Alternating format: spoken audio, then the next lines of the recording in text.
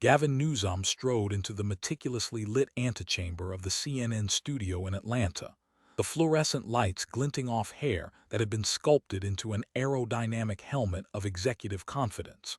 He wore a suit that cost more than the average Ohioan's car, a bespoke Italian cut that whispered of Napa Valley vineyards and Pacific Heights fundraisers, ready to lecture the heartland about the inevitability of progressive values.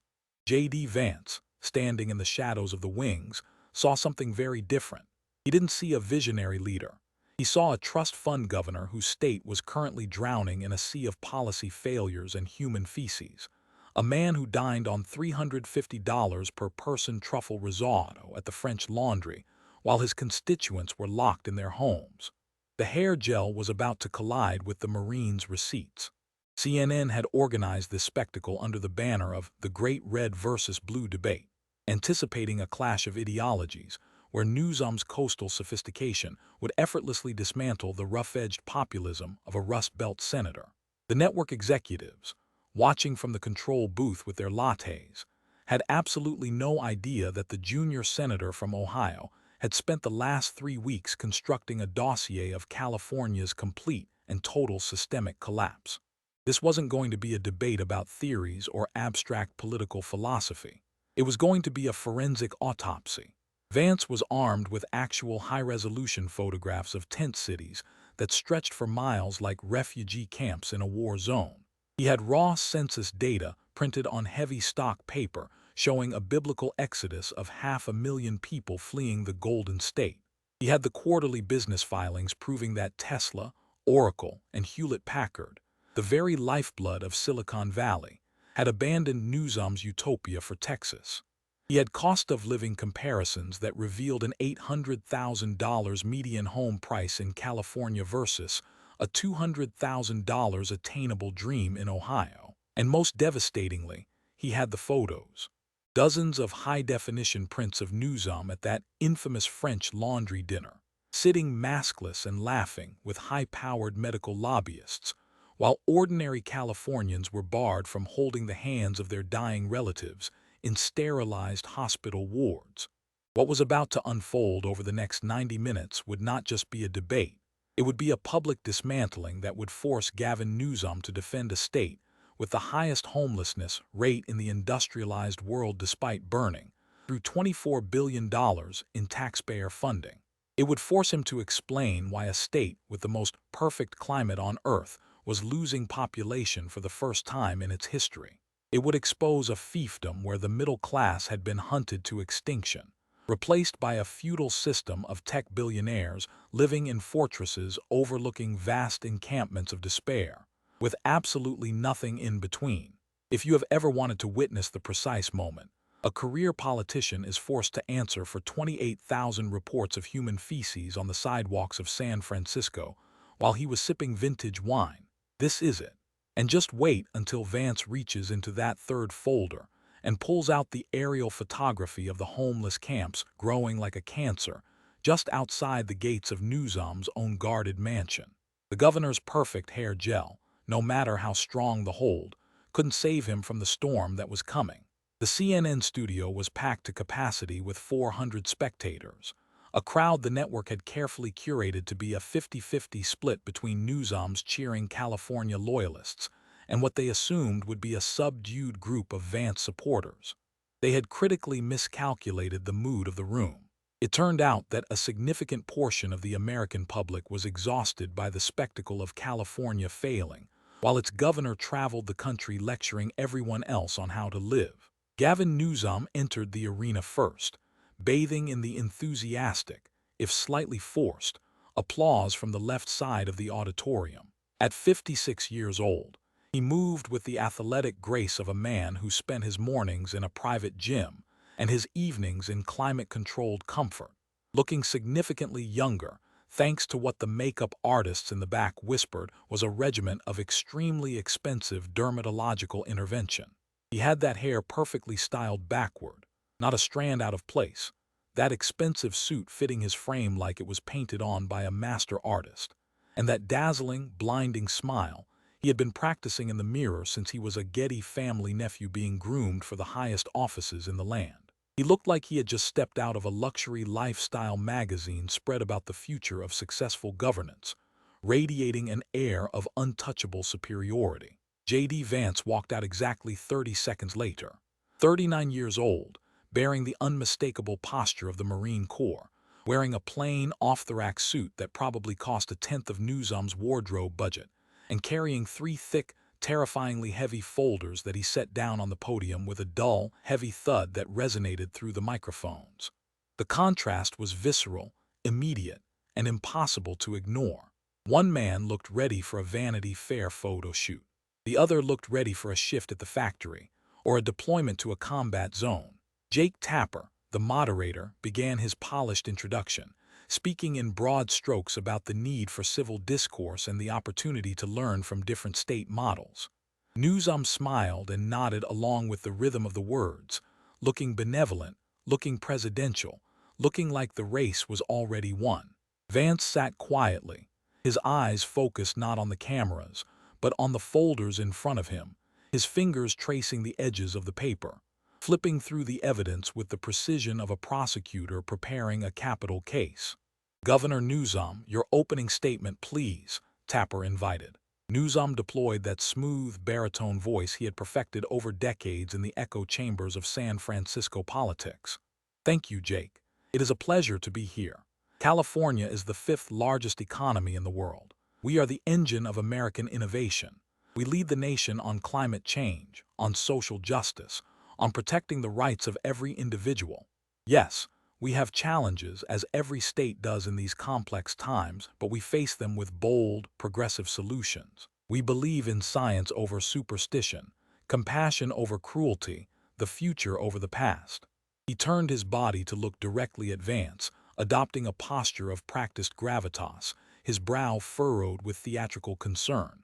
Senator Vance represents an old America, the America being left behind by the march of history. Ohio is shrinking while California leads. We represent the future. He represents the past. Tonight, America will choose its direction. His supporters erupted in applause, a wall of sound that Newsom accepted with a gracious nod. He sat back, adjusting his cuffs, looking satisfied, looking untouchable. Vance watched him, and then he smiled. It was not a friendly smile. It was the smile of a Marine who had just identified the enemy's exposed flank and had called in the artillery. "Gavin, I'm going to correct something you just said," Vance began, his voice low, steady, lacking the theatrical modulation of his opponent. "California isn't leading. It's hemorrhaging.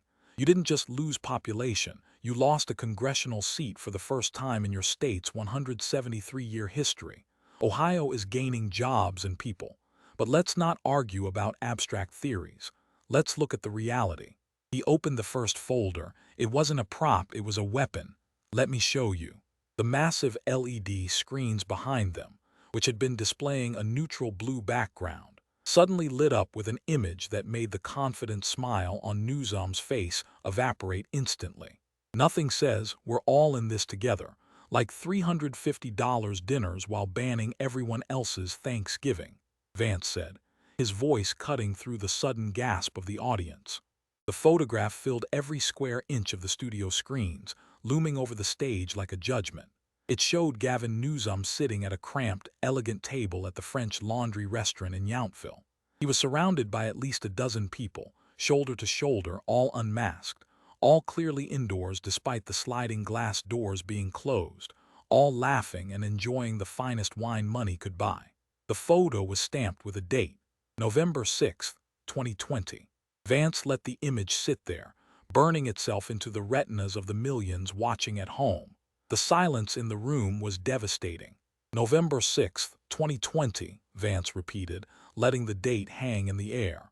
"The absolute height of the pandemic pre-vaccine. Do you remember this dinner, Governor?" Gavin Newsom shifted in his chair, the expensive fabric of his suit rustling slightly near the microphone. His eyes darted for a split second before he composed himself. "I addressed that incident at the time," he said, his voice slightly tighter than before. "I made a mistake. I apologized." "You apologized when you got caught," Vance corrected him, mercilessly. "And let's talk about the cost. $350 per person. That's what investigative journalists confirmed the prix menu cost that night. $350 minimum per person at one of the most exclusive, expensive restaurants on the planet. Vance pulled out another document from the folder, and the screens changed instantly to show a graphic of Newsom's own tweets and press releases from that exact same week in November. Do not gather with anyone outside your household. Keep all activities outdoors only. Wear masks at all times when outside your home. We are all in this together. Vance read each rule slowly, enunciating every syllable, letting the hypocrisy drip from his words like venom. Those were your orders to the 39 million people of California. Do not gather. Outdoors only. Masks always. We're in this together. He gestured violently toward the photo of the dinner which had reappeared on a secondary screen. But you gathered with 12 people. You went indoors. Nobody wore masks. And you definitely, absolutely were not in it together with the people losing everything because of your lockdowns. The audience was dead silent now. The applause from the Newsom section had been strangled in their throats. Even his most ardent supporters looked down at their shoes, uncomfortable, unable to look at the giant screen displaying the undeniable evidence of elite privilege. Let me tell you what was happening to regular Californians while you were eating your $350 meal. Vance continued, his voice hardening into granite. Families were canceling Thanksgiving because you told them it was illegal to gather. A grandmother in Sacramento died alone because her family followed your rules. Small restaurants, family businesses that had been operating for decades, were going bankrupt that very week because you banned indoor dining for everyone, except, apparently, yourself and your donors. Vance pulled out a stack of news clippings, and photographs began to cycle on the screen. A montage of misery. A shuttered diner with a handwritten sign saying, "Closed permanently, 47 years gone." A woman crying on the curb outside her bakery as the locks were changed. A family holding a sign up to a hospital window, pressing their hands against the glass, trying to say goodbye to a dying father they weren't allowed to touch. These are real people, Gavin. This isn't data. This is Maria Gonzalez in Los Angeles, who lost the restaurant her parents opened in 1976. This is Robert Chen, who couldn't hold his father's hand when he took his last breath because you banned visitors. These are kids who missed an entire year of school, falling behind in reading and math, suffering depression, because you kept schools closed while your own kids had private in-person tutors. Newsom tried to interrupt, his hand raised in a placating gesture. The public health emergency required difficult decisions to save lives. You weren't making difficult decisions for everyone. Vance's voice roared, the marine intensity finally breaking through the senatorial decorum. You were making difficult decisions for them while you ate $350 dinners with medical lobbyists. Vance snatched a piece of paper from the folder and held it up, reading the names. The CEO of the California Medical Association was at this dinner, sitting right next to you. Multiple healthcare lobbyists with direct financial interests in your COVID policies were breaking bread with you, unmasked, while you decided whether regular Californians could break bread with their own families. Vance stood up now, too animated, too fueled by righteous anger to remain seated. He paced the small area behind his podium. I was a Marine in Iraq. You know what they taught us about leadership. Mission first, troops always. Leaders eat last. Leaders sacrifice first. Leaders don't tell everyone else to tighten their belts while loosening their own. He walked toward the center stage, encroaching on Newsom's space, letting the silence hang heavy for 3 seconds before delivering the strike. Your apology was perfect, though. You said, and I'm quoting here, I should have modeled better behavior. Should have. Gavin, you weren't modeling anything. You were breaking laws that you yourself had written and signed. That's not poor modeling. That's hypocrisy. That is let them eat cake. Except you were literally eating very expensive cake at the French Laundry, while Californians went hungry because their livelihoods were shuttered by your executive orders.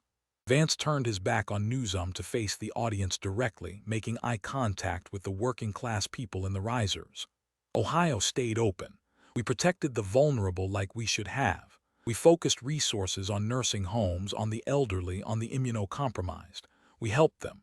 But we didn't destroy everyone else's lives. Kids stayed in school. Small businesses survived. People kept their dignity and their livelihoods. He spun back to point a finger at the governor. Your lockdowns killed more businesses than COVID did. Your state had the highest unemployment rate in the nation despite the strictest lockdowns.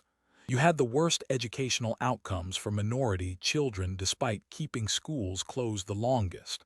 And you violated your own orders to wine and dine with the very lobbyists profiting from the crisis. The final line of the segment was delivered with a quiet, devastating intensity. That's not leadership. That's aristocracy. That is exactly what America fought a revolution against. The applause from Vance's section was deafening, a release of pent-up frustration that shook the studio walls. Even some of the people in Newsom's section sat in uncomfortable silence, their hands in their laps, staring at the photo of the dinner party that refused to disappear from the screens. $350 per person. Medical lobbyists. While he banned your Thanksgiving. Comment hypocrite if you remember. The livestream chat monitors read as the digital engagement exploded. Vance didn't wait for Jake Tapper to regain control or moderate the conversation. He knew momentum was the most valuable currency in a debate, and he had it. He was already pulling out his second folder, the blue one, and the screens behind him were changing again. The image of the restaurant faded, replaced by something far grittier, far more disturbing. Tent cities. Not small encampments of 2 or 3 tents, but massive, sprawling tent cities stretching for city blocks in Los Angeles. Drone footage of downtown San Francisco showing people openly injecting drugs into their necks on sidewalks, while business people in suits stepped over their bodies. Piles of trash, discarded furniture, and human waste clogging the gutters of streets that once housed the world's most luxurious boutiques. Needles scattered across the sand of children's playgrounds like confetti. California has 171,000 homeless people, Vance began, the number appearing in bold white text on the screen. That is 30% of America's entire homeless population. He paused, looking at the camera. Let me say that again because it is almost impossible to believe. One state, with only 12% of America's population, is home to 30% of all homeless Americans. Newsom started to respond. Homelessness is a national crisis affecting urban centers across. And you have half of America's unsheltered homeless. Vance spoke over him, his voice booming. 50% of the people living in tents, on sidewalks, in gutters, without a roof over their heads in the entire United States are living in the richest state in the Union. The images on the screen shifted to show a timeline, a progression of decay. Not just single snapshots, Vance narrated, pointing to the graph, but a timeline of failure. 2017, when Newsom was lieutenant governor and the problem was already visible. 2019, when he became governor and promised a comprehensive solution. 2021, when he announced billions in new funding. 2023, when the crisis had grown worse despite all that money. Each year the tent cities grew larger, spread to new neighborhoods, became more entrenched. The photos told a story of failure compounding over time, like interest on a bad debt. Since 2019, you have spent $24 billion on homelessness. Vance let that number hang in the air, dense and suffocating. He wanted everyone to really absorb the scale of the waste. $24 billion with a B, that is $24,000 million if you're keeping track at home. That is more than the entire GDP of some small countries. It is more than the budget of the entire Marine Corps for certain operations. He walked toward the massive screen showing a tent encampment under a Los Angeles freeway overpass. The image was shocking even to people who had seen homeless problems before. Hundreds of tents stretching in both directions into the gloom. Trash piled 6 feet high. People lying prone on the sidewalks. School children walking past on their way to class, averting their eyes. I had my staff do some basic arithmetic, Vance said, his tone analytical, cold. $24 billion divided by 171,000 homeless people. Want to know what that equals? The number flashed on the screen. 140, 350 ***. $140,350 per person, Vance said. That is not a typo. Over $140,000 for every single homeless man, woman, and child in your state. You could have bought each person a house. A nice, solid, three-bedroom house with a yard and a garage in most of America. Hell, in some parts of Ohio, you could buy 2 houses for that. You could have paid their rent for a decade. Instead, Vance gestured to the screen, which showed what that money had actually bought. Bigger tent cities, more needles scattered on playgrounds, more human waste on sidewalks, more disease, more despair, more death. The photos were chronological, showing the problem getting visibly, undeniably worse year after year despite the spending increasing exponentially. In 2019, California had 151,000 homeless. Today, after you spent $24 billion with a B, you have 171,000. Vance turned to Newsom, his expression one of genuine bewilderment. Let me repeat that because I want to make sure everyone understands the magnitude of this incompetence. The problem got worse. 20,000 asterisk more human beings are living on streets and in tents after you spent enough money to house every single one of them multiple times over. Vance's voice changed from presenting numbers to something that sounded like genuine moral outrage. Where did that money go, Gavin? Because it sure as hell didn't go to the homeless people. It didn't go to building them housing or getting them drug treatment or helping them get jobs. I'll tell you where it went. He pulled a sheet from the folder. It went to consultants. 6-figure consultants studying the problem and writing reports that nobody reads. It went to nonprofits run by your political allies, paying themselves executive salaries while accomplishing nothing. It went to new bureaucracies and homelessness czars and coordinators and administrators whose job is to coordinate with other coordinators about administrative coordination. He pulled out specific examples, reading from state audit reports with page numbers and citations. Los Angeles hired a homelessness coordinator at $275,000 a year. That is one person's salary to coordinate, while people live in tents. The city of Los Angeles spent $1.2 billion claiming they would build housing for the homeless. They built 1,200 units. That is $837,000 per unit. Vance pulled out a real estate listing from Ohio and held it up for the cameras. I can show you mansions in Ohio selling for less than that. 4,000 square foot mansions with swimming pools and 5-car garages. But in your progressive paradise, $800,000 gets you a 400 square foot efficiency apartment that took 5 years to build because of your environmental reviews and union requirements, and building codes and regulations that make actually helping people impossible. The images on the screen shifted to San Francisco, and Vance's voice dropped to a register of personal disgust, like he was forcing himself to describe something that made him physically sick. Your city, Gavin, where you were mayor from 2004 to 2011, where you built your political reputation as a progressive problem solver. They have a map now, not a tourist map, not a map of the wineries, a human feces map. He signaled the control room, and the infamous app appeared on the screen. He zoomed in slowly, so everyone could see the dense clusters of brown dots covering the city streets. This is a real smartphone application that the city officially supports, where citizens report human feces on the streets of San Francisco. Each brown dot is a report. Count them if you have the time. There were over 28,000 in 1 year. 28,000 separate reports of human waste on public sidewalks in one of the most beautiful and historically important cities in America. Vance zoomed in on particular neighborhoods, showing the concentration around hotels and schools. These aren't accidents. These aren't one-off incidents. This is open defecation as a normalized part of daily life. Business owners hosing down their sidewalks every morning before opening just to sanitize the entrance. Parents walking children to school, weaving through a minefield of human feces. Tourists stepping in it outside 4-star restaurants charging $200 a plate.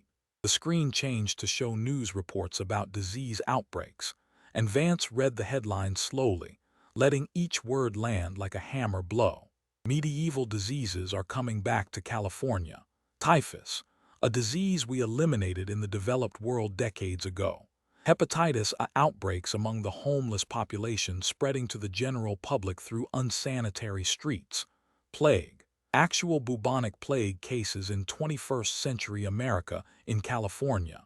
Because your progressive policies created third world sanitation conditions in the first world's richest state.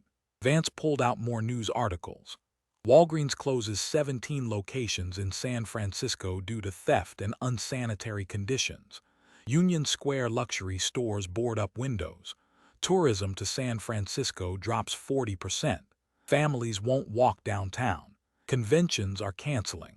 Your policies destroyed one of the most beautiful cities in the world. He turned back to Newsom, who sat frozen, his smile gone, looking like he wanted to be anywhere else in the galaxy. In Ohio, our homeless rate is 0.1%. That's not a typo. 0.1%. You know why? Because we don't let people shoot up drugs on Main Street. We don't allow permanent tent cities to colonize public parks. We have rules, and we enforce them. And we actually help people into treatment instead of enabling their slow-motion destruction under the guise of compassion. Vance walked closer to Newsom's chair, invading his personal space. You spend enough money to buy every homeless person a house. Instead, you have tent cities that look like refugee camps, diseases that we eradicated a century ago, and human feces maps on smartphones. That is not compassion, Governor. That is not progressive. That is failure so complete it should be studied as a warning to future generations. The silence in the studio was absolute. Even Newsom's most ardent supporters couldn't cheer. They couldn't defend images of tent cities and feces maps. $24 billion spent. 171,000 still homeless. Tent cities growing. Comment failure if you see it, the text on the live stream prompted. The screens changed again before anyone could fully process the homelessness devastation. This time, the graphics showed moving trucks, U-Hauls heading east on the interstate, families packing boxes, businesses with "relocated to Texas" signs taped to their glass doors. California lost population, Vance began simply. For the first time in state history, more people left than came. Between 2020 and 2023, over 500,000 more people left California than moved in. Newsom tried to speak. The census data needs context. Vance held up a hand, silencing him.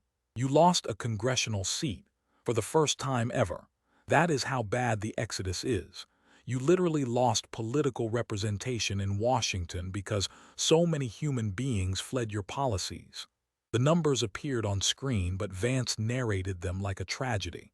Net loss of 511,000 people over 3 years, families leaving, businesses relocating, retirees cashing out, young people who can't afford to start their lives, all fleeing California. He pulled out migration data showing the destinations. Texas gained over 100,000 Californians. Florida got tens of thousands more. Tennessee, Arizona, Nevada. And yes, Ohio gained California refugees too. People voting with their feet, Vance said, walking toward the center. Let's talk about who is leaving, not the ultra-wealthy. Tech billionaires can afford your California, not the homeless, obviously, since they can't afford a U-Haul. Who is fleeing is the middle class. Teachers, firefighters, nurses, small business owners, the people who make society actually function. The screen showed average home prices, and Vance narrated the comparison. The median home in California is $820,000. In Ohio, it is $200,000. Same house, Vance said, pointing to the two identical icons. 4 times more expensive. A teacher in Sacramento making $60,000 a year can't afford to buy a home, ever. Not a starter home, not a fixer-upper, nothing. But that same teacher moves to Columbus. They can buy a nice 3-bedroom house and still have money left over for savings. He pulled out rental comparisons. Average rent in California is $3,200 a month.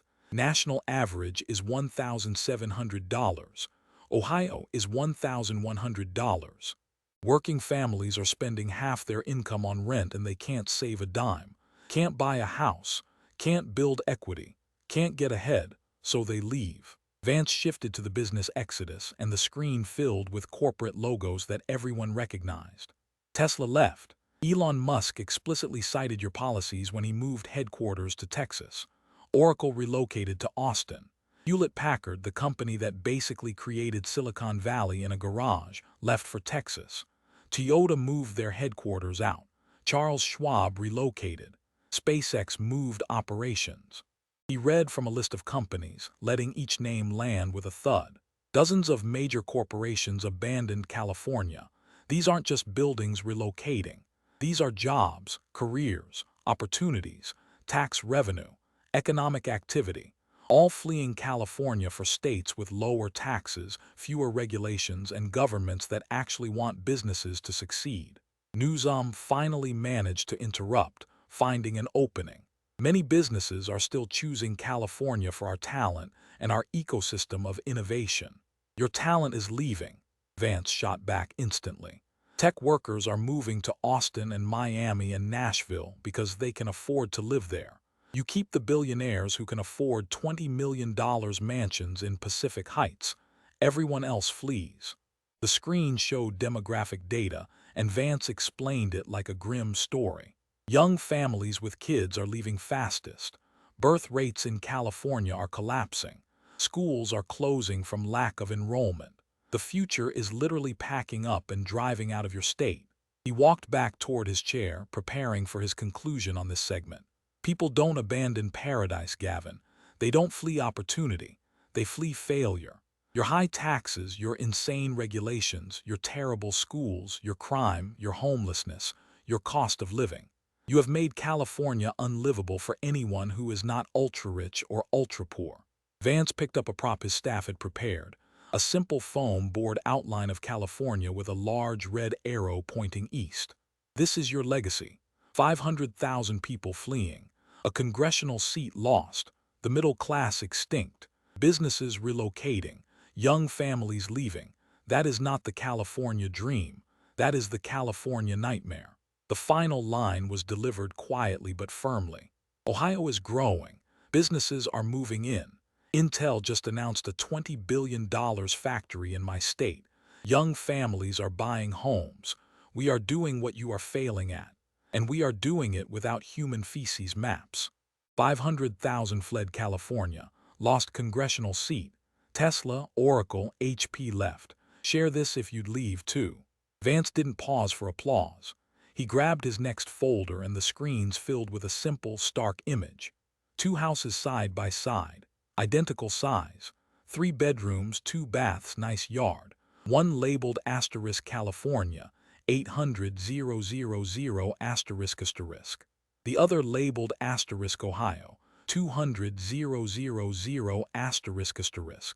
Let's talk about cost of living, Vance said, because this is where your progressive policies really hurt working people. Newsom tried to preempt him. California's higher costs reflect our higher wages and the quality of life. A teacher in Sacramento makes $62,000 a year, Vance interrupted, citing the number from memory. A teacher in Columbus makes $58,000. He pointed to the screen. That is $4,000 more in California, but that house costs $600,000 more. The California teacher is poorer, significantly poorer, even though they make more on paper. The math doesn't work. The screen showed the breakdown. Housing costs, transportation costs, food costs, energy costs, all drastically higher in California.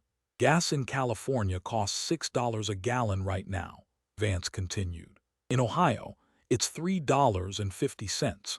Your working families spend twice as much just getting to work. That is because of your gas taxes and special fuel blends and environmental regulations that you claim are saving the planet while they are bankrupting families. He pulled out utility bills, redacting the personal info but leaving the totals visible. Electricity in California costs 80% more than the national average. 80%.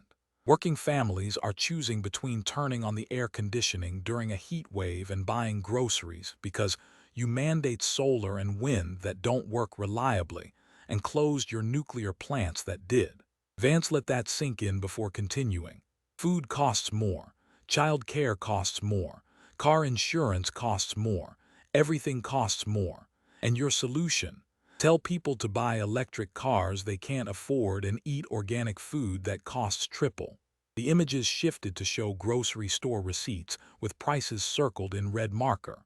Same items, same brands, same size. 40% more expensive in California. A family spending an extra $400 a month on groceries just because of the regulatory burden.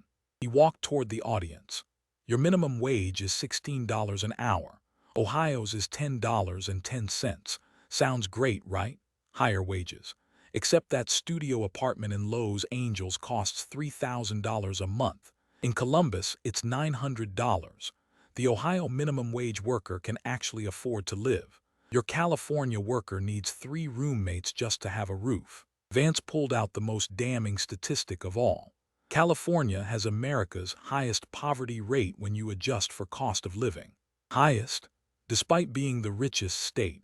Despite all your progressive policies claiming to help the poor. When you account for what things actually cost, California has the most poverty. He let that contradiction hang in the air like smoke. You have tech billionaires in Palo Alto worth $100 billion, and you have working families in the Central Valley living in their cars because they can't afford rent. That is not just income inequality. That is a failure of governance so complete that the middle class has been eliminated. The screen showed a graph of income distribution in California, a massive spike at the top for the ultra-wealthy, a huge spike at the bottom for the struggling poor, and almost nothing in the middle, a valley of death for the American dream.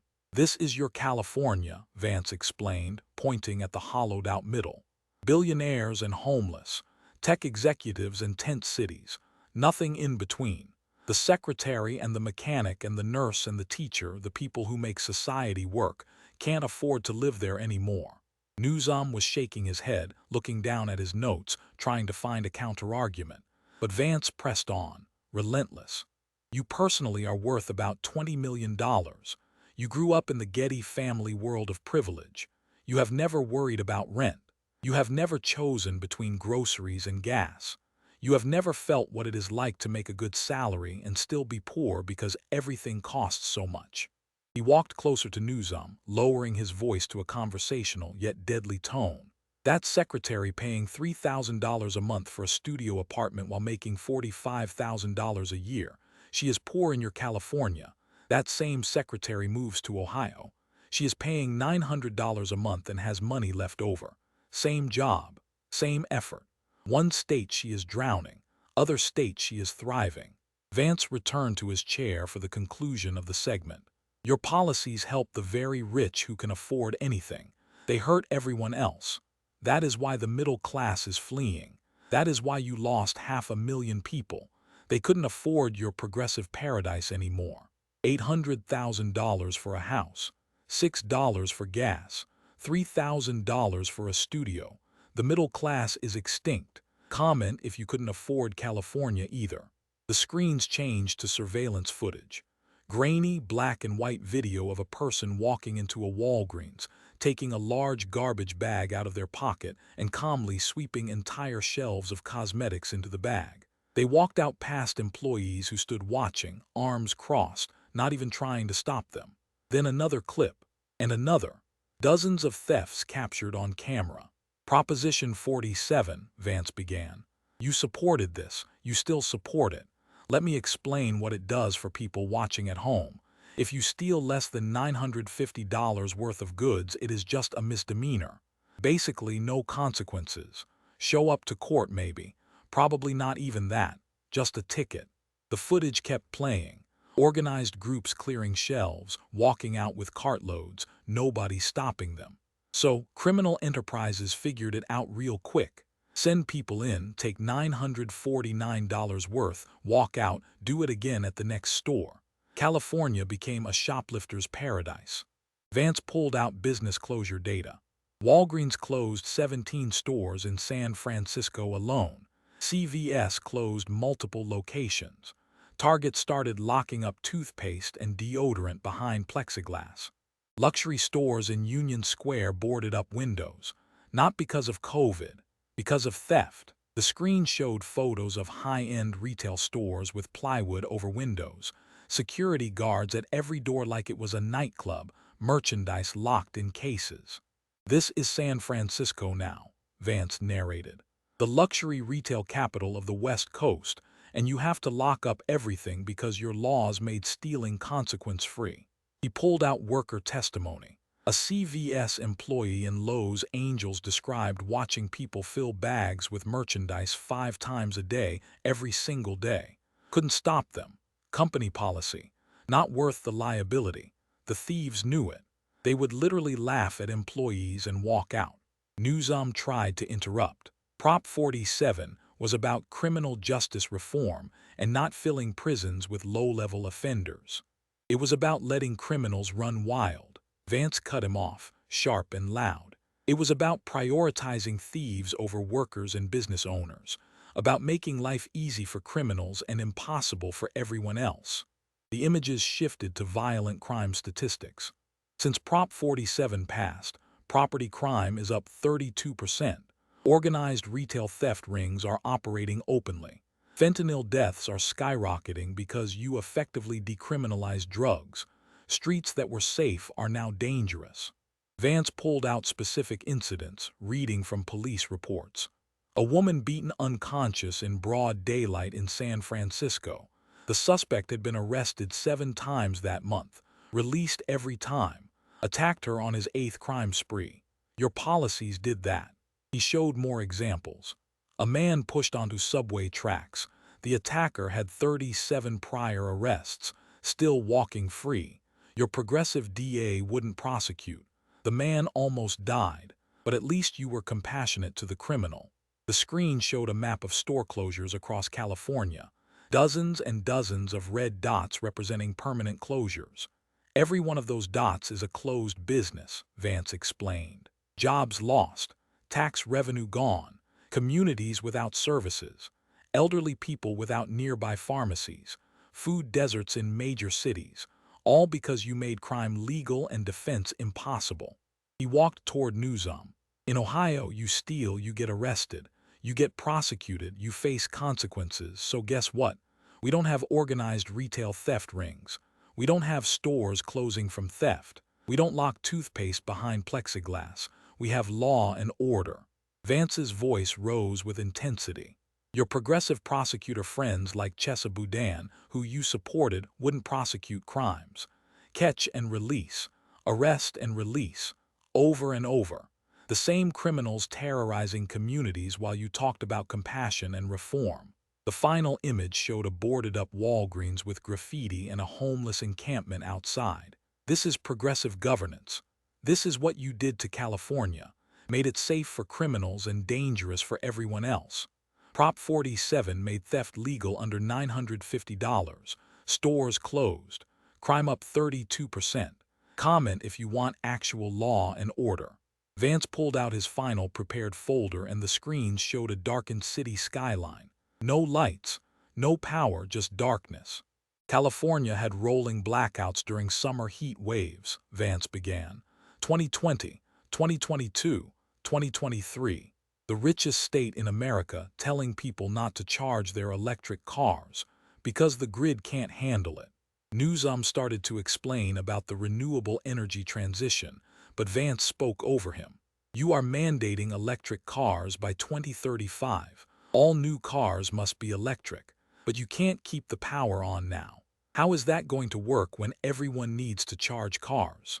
The screen showed the emergency alerts California sent during blackouts. Conserve electricity between 4 and 9 p.m. Do not charge electric vehicles. Set thermostats to 85 degrees. This is what you sent while it was 100 degrees outside. Vance pulled out electricity bills. California has the highest electricity costs in America, 83% higher than the national average. 83%. Working families choosing between air conditioning and paying rent because your green energy mandates don't work. He showed solar and wind capacity versus actual production. You closed your nuclear plants that provided 24/7 clean power. Diablo Canyon could have run for decades more. You tried to shut it down for ideology. Now you beg Arizona and Nevada for power during peak hours. The images shifted to failed solar installations and wind farms sitting idle. Spent billions on renewables that only work when the sun shines and wind blows. Turns out people need electricity at night too. Who knew? The sarcasm was thick. Vance walked toward center stage. Ohio has reliable power 24/7. We use natural gas, nuclear, and yes, some renewables. But we prioritize actually keeping the lights on over virtue signaling about being green. He pulled out the contradiction. You mandate electric cars but can't provide electricity. You close power plants but demand more power. You raise costs so high that working families can't afford air conditioning. That is not environmentalism.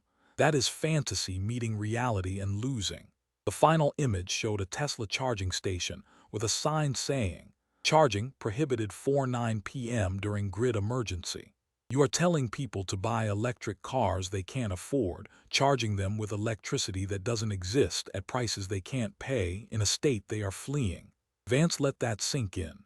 That is California in a nutshell. Blackouts while mandating electric cars. Highest electricity costs. Can't keep the power on. Share if you want reliable energy. Jake Tapper tried to moderate toward closing statements, but Vance stood up from his chair. Actually, Jake, I want to make something clear before we finish because I think this entire debate comes down to one fundamental difference between me and Governor Newsom.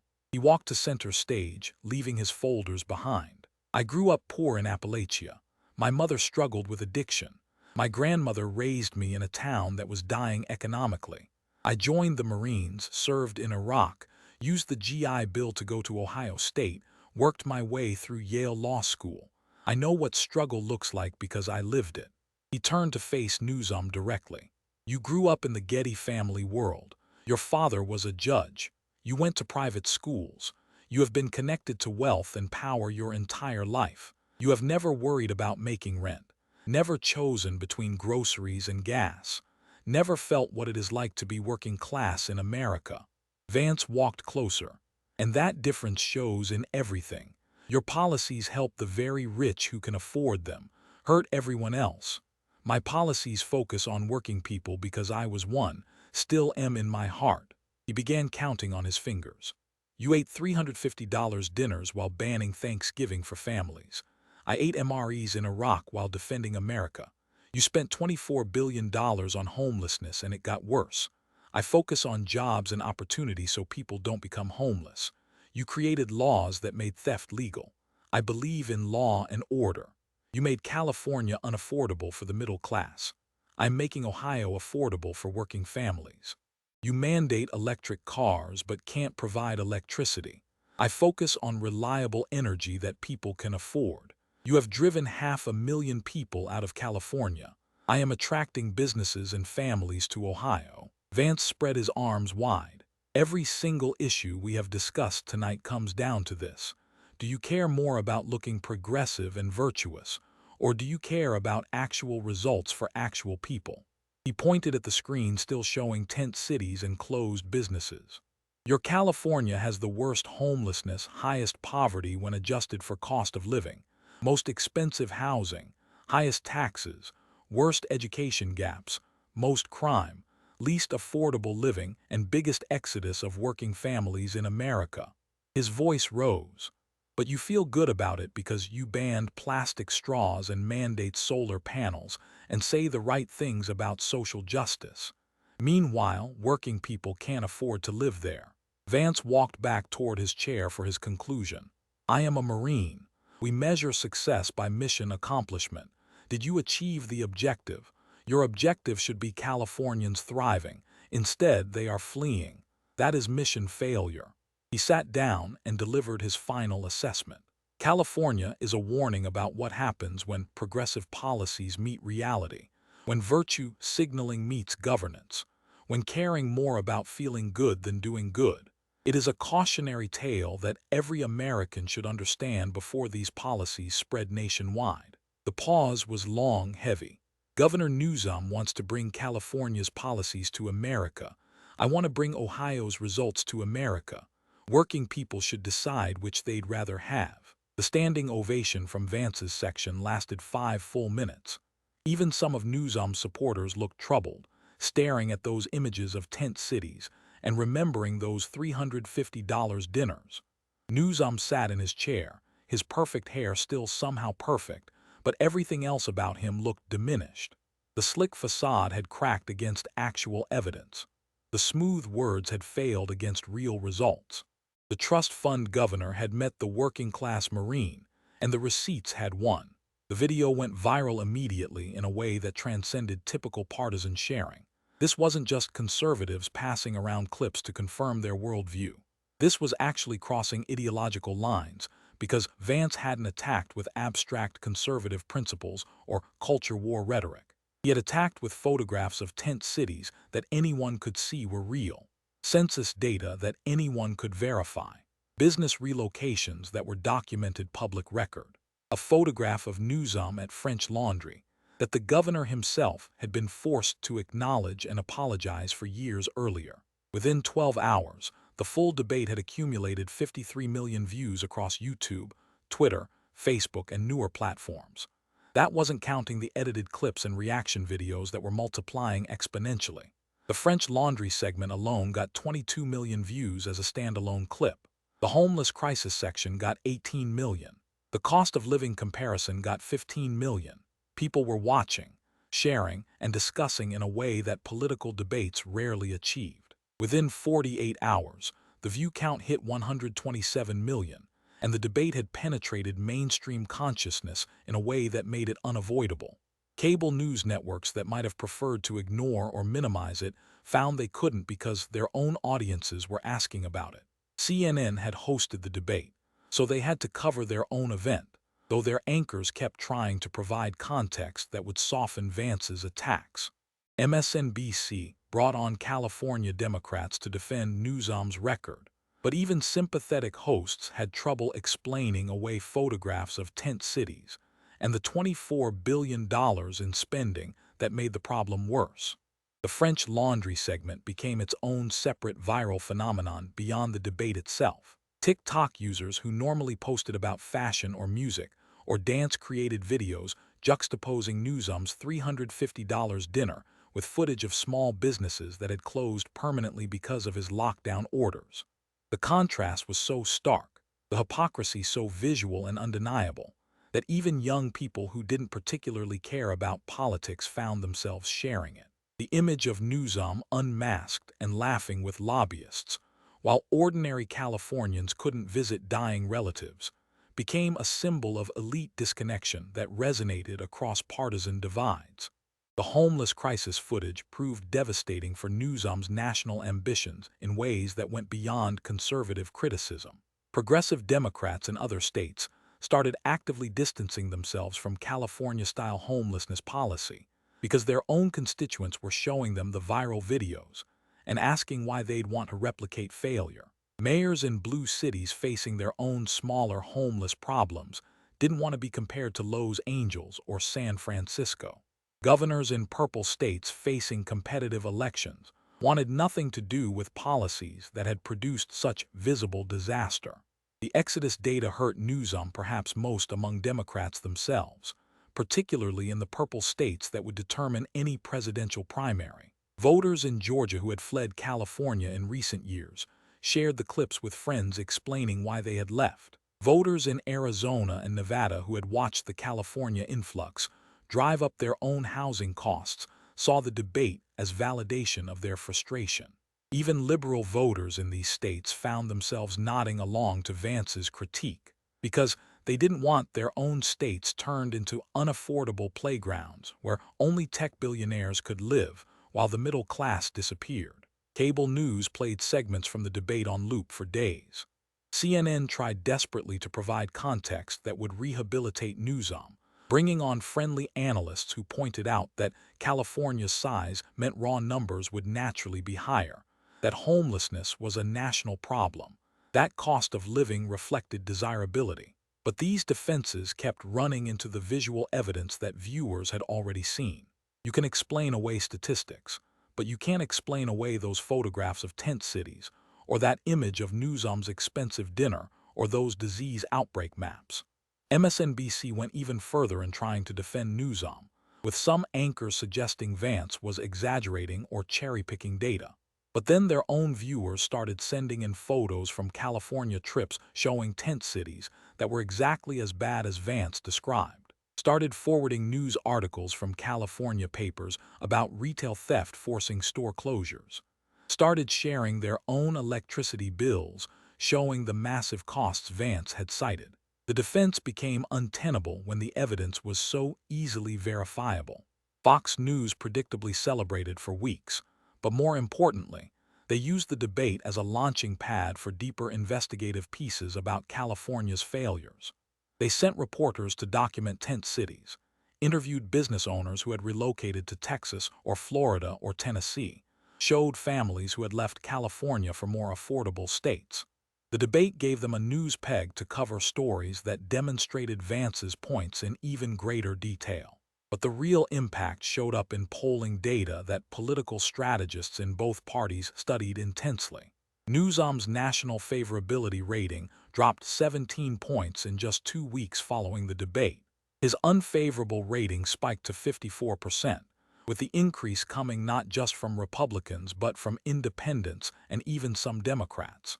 Focus groups of Democratic primary voters in swing states showed dramatically declining enthusiasm for California-style progressive policies, with participants explicitly citing the debate as changing their minds.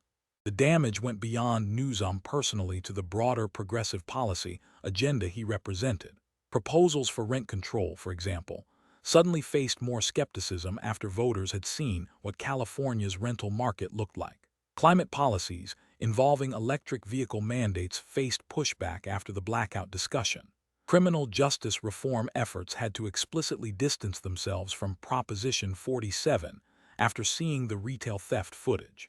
Newsom had become a cautionary tale that compromised the entire progressive platform. California Democrats began actively pressuring Newsom not to run for president, fearing he would become a drag on down-ballot candidates who would have to defend or distance themselves from his record.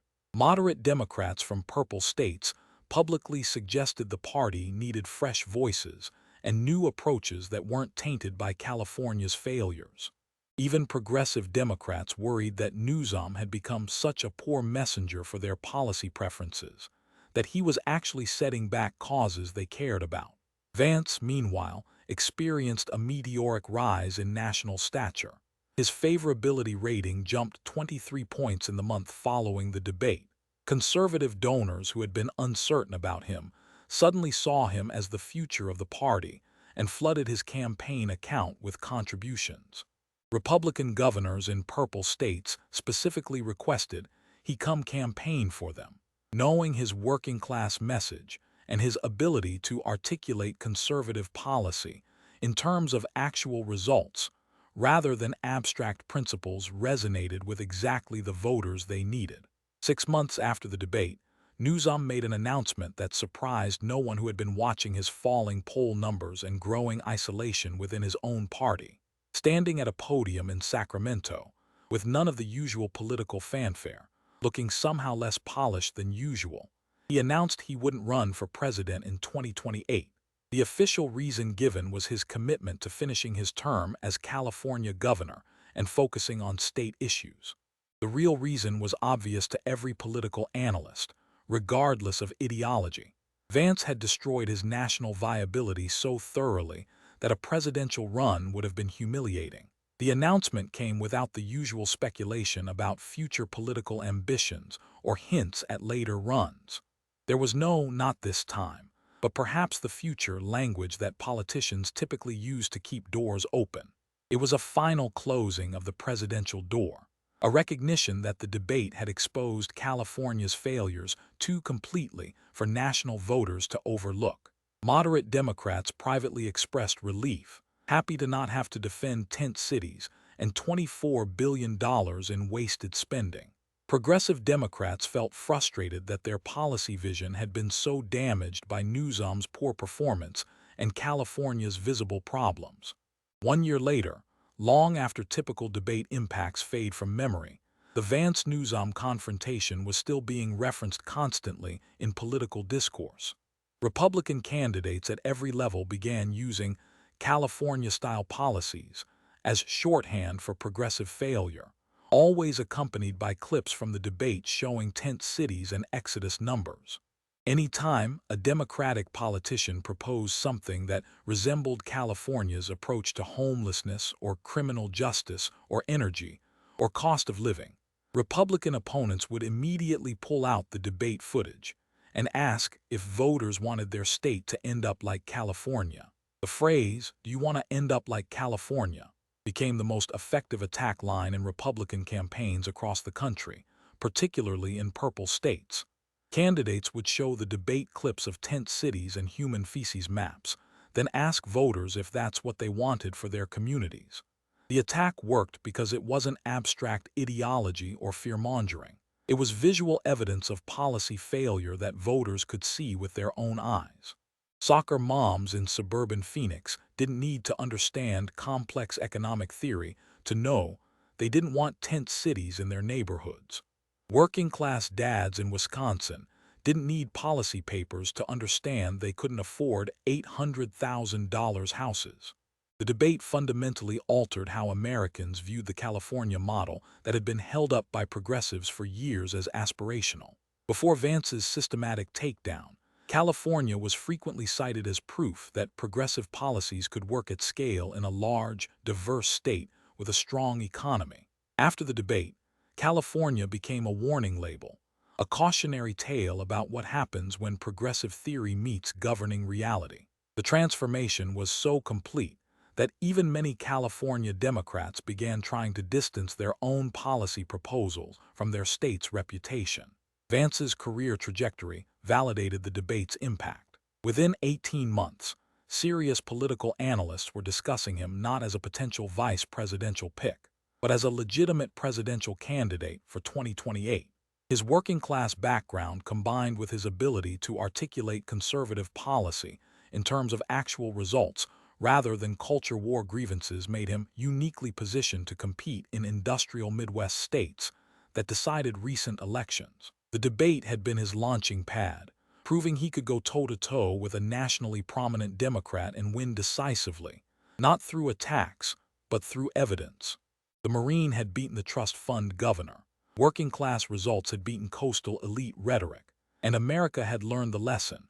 Progressive policies look great in theory, but California proved they fail in practice. This wasn't a debate about competing philosophies in abstract. This was a confrontation between documented failure and working success, between a governor whose state was collapsing and a senator whose state was thriving, between expensive rhetoric and actual results. Gavin Newsom had spent decades perfecting his image, the perfect hair, the smooth delivery, the practiced empathy, the progressive credentials that played well in wealthy coastal enclaves. He had mastered the art of sounding compassionate while implementing policies that hurt the people he claimed to help. J.D. Vance came with evidence Newsom couldn't talk his way around. Photographs of tent cities housing 171,000 homeless people. Census data showing 500,000 people fleeing California. Business records proving major corporations relocated to other states. Cost comparisons showing working families priced out of homes. Crime statistics showing Prop 47's consequences. Energy bills showing blackouts in the Golden State. And that devastating photograph of Newsom eating $350 meals with lobbyists while Californians couldn't visit dying relatives. The receipts were undeniable. You can't spin away tent cities when they are shown on screen. Can't explain away a congressional seat lost to population flight. Can't justify $24 billion spent with homelessness increasing. Can't defend electric car mandates while the power grid fails. Can't claim to help the working class while only billionaires can afford your state. Vance proved something crucial about political debates. Authenticity and evidence beat polish and rhetoric. A working-class Marine who had lived struggle, understood working people better than a trust fund governor who had never felt financial pressure. Someone focused on actual results instead of virtue signaling could show those results, and voters responded to that reality. The debate changed the narrative around progressive governance. California went from being held up as a model to being referenced as a warning, from showing what's possible to showing what to avoid. From the California dream to the California nightmare of unaffordable housing, tent cities, exodus, and elite hypocrisy. If you think California's failure should be a warning, not a model, share this story. Comment, working class wins, if you choose Ohio's results over California's rhetoric. Because Vance just proved that hair gel and smooth talk can't hide $24 billion in wasted spending and 500,000 people fleeing. Reality always wins eventually.